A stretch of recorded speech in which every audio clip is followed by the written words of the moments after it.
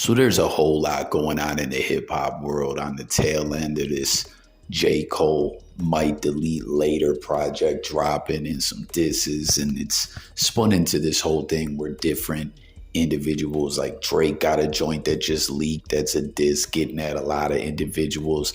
Rick Ross even dissing. It's a whole lot of ish just coming off Cole's project dropping. And at the end of the day, it's cool, it's dope, it's good for hip hop, like other intriguing times where a lot of engagement came off. Like y'all remember another moment that involved Kendrick Lamar, who we're speaking about in this video among other MCs when the Control joint dropped with Jay Elect and Big Sean. Like it was just a dope time. You guys remember that? The whole blogosphere was buzzing. Everyone was talking about the whole King of New York lines, and a lot of different rappers were recording responses, from internet rappers to rappers that never really fully got on but were respected, to rappers that had got on and some considered them to have fallen off only to jump back into the scene, into the spotlight with a lit response. It was cool. It was dope for the music and dope for the lore, in my opinion.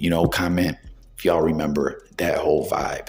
It's pretty lit for the music at the end of the day, and just hip hop as a whole. When you see artists engaging into the new work dropping, it gets some good momentum behind it. But what's going on now is kind of crazy, kind of almost blasphemous in a way. Through all this, everything that's transpired, now they're trying to put smut on Kendrick Lamar's name as a god MC and are saying that he used a ghostwriter or ghostwriters with this reference track leaking, or should we say alleged reference track.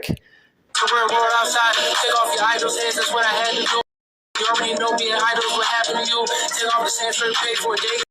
Take off the front flat, take off the section, take off the clock. So that does appear to be an N95 reference track.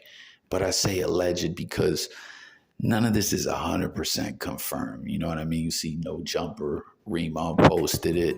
Yo, that had me cracking the fuck up when he was saying Milk called him remote. But remote posted this, and everyone's talking about this right now. And I just got to say, first off, you see this is from Genius, right? And allegedly, reportedly at times before, Genius has been infiltrated by things that weren't 100% accurate or actual factual, that were capish in various degrees to full out cap. But people are commenting about this and saying, yo, how is it a ghostwriter if they're credited, and then we got to get into the whole discussion about writing credits and rappers with their pen, as with Kendrick Lamar. He's just always, since he really blew up, been held in the highest regard as one of the dopest MCs in the game, with that crazy penmanship and just nothing but respect and praise for K-Dot, But if you get into all rappers that are out there and you go through the credits on their track, you'll see multiple songwriters on a lot of tracks, from Eminem to Jay-Z. We're mentioning dudes that are known for writing their own rhymes. Obviously, there can be hit songs, popish songs that people have used ghostwriters before. And I mean, at the end of the day, people can look at it how they look at it. But when it comes to, a real hip hop, real lyricist using a ghostwriter is like a cornball move. You know what I mean? And with all these different dudes getting active right now behind the J. Cole project dropping, obviously ones whose name comes up who has been proven to have used ghostwriters is Drake, And Drake makes great music. Comment if you fuck with Drake or not, where you rate him, and all that. But for me, I've always kind of looked at Drake as halfway pop artist. You know what I'm saying? Drake at times has seemed he wants to be respected as more than that. And, you guys, again, comment and let me know where and what you consider Drake to be in this whole hip hop and a whole panoramic view, everything that entails who Drake is and an artist or an MC, or some don't even consider him an MC, but K-Dot is just that dude, you know what I'm saying? And for him to be thought of as using ghostwriters is like blasphemy, man. I remember when a reference track for Travis Scott, Astro World, dropped.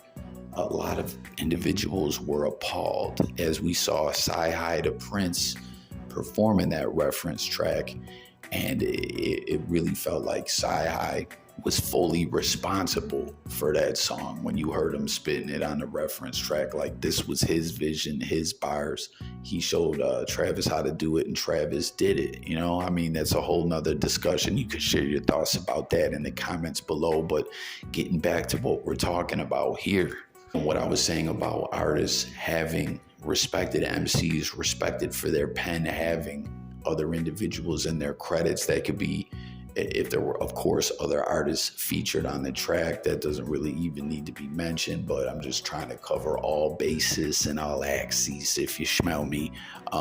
If the artist is in the booth and spitting their own rhymes and someone says, hey, spit it like this, or yo, what if you switch that bar up and added this to it, that can get someone in the credits, you know what I mean? So it's the original artist and the artist who's getting the shines in the limelight and all that. It's his vision and his bars, but maybe someone just say, yo, add this, or you know what I mean? Like, there's different ways people can end up in the credits when it comes to songwriting. And what I'm getting at is, if someone is credited, that doesn't mean that the other person didn't write their own bars, more or less.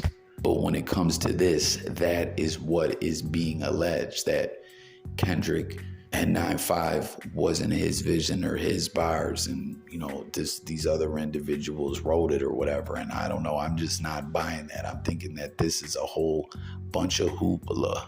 And again, Genius has been infiltrated by BS before, but this does come off as an official reference track. But then we got to get to the discussion about, well, could it be the artist's own bars, but there's a reference track from someone else? Sure. You know what I'm saying? Say two MCs are in there and the individual laying down the reference track just wants to, you know, show them how to strategically flow on the track if they think like this would sound better or not, you know. But to some, that would constitute ghostwriting, you know what I mean? Like, you guys remember the Game, 50 Cent performing Higher on a reference track leaked not too long ago. And you know, we already knew that 50 Cent gave the Game, like flat out gave him a lot of those tracks and showed him how to do it. It's night and day. If you go look at a lot of the old Game music prior to that point, he wasn't as nice when it came to the song writing and performing the song and how to lay it all out with hooks and bars and everything like that, the way 50 Cent was and is. But I don't know, when you start getting the reference tracks, it really make individuals wonder, you know. So again, there's so many aspects to all this, and I'm just kind of coming out here thinking out loud after I've seen this hit the blogosphere that K-Dot, of all people, used a ghostwriter. It's just like, what? You know what I mean? And again, this is all just stuff hitting the blogosphere. Stay tuned for updates. We'll see if that really was indeed an official reference track, or that's just someone flucking around and infiltrated a website and had it appear that way, you know? So jump in the comments. Let me know your thoughts about songwriting, ghostwriting, the J. Cole project, and everything else. But a world or universe where K-Dot is using a ghostwriter, it just doesn't feel like a reality. But that's just me. Look forward to hearing what everyone else has to say. Subscribe, and I'll catch you on the next one. Peace and God bless.